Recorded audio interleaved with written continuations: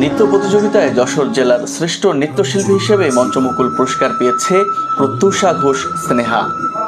শুক্রবার রাতে রাজধানীর সেগুনবাগিচায় বাংলাদেশ শিল্পকলা একাডেমির জাতীয় নাট্যশালায় পিপলস থিয়েটার অ্যাসোসিয়েশন আয়োজিত মঞ্চকুড়ি ও মঞ্চমুকুল পদক বিতরণ অনুষ্ঠানে স্নেহাকে এই পুরস্কার তুলে দেওয়া হয়।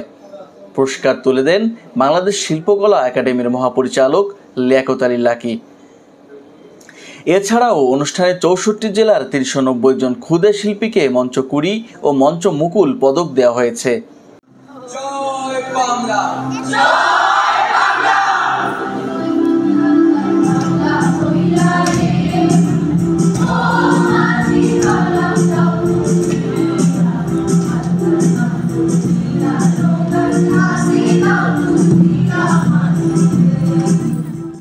অনুষ্ঠানে পুরস্কার বিতরণের আগে নাট্যলেখ্য, বাংলার মুখ, শিশুদের সঙ্গীত ও নৃত্যানুষ্ঠান পরিবেশিত হয় এবং রবীন্দ্রনাথ ঠাকুরের ডাকঘর নাটকটি মঞ্চায়িত হয়।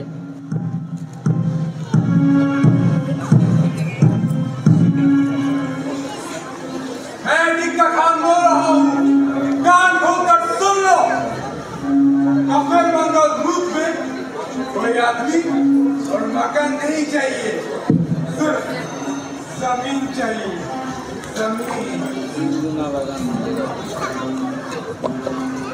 सलाम साहब, मैं मशरक़ी पाकिस्तान का गुलाम हूँ, हम आपका साथ देंगे। ठीक है। सलाम अलैकुम।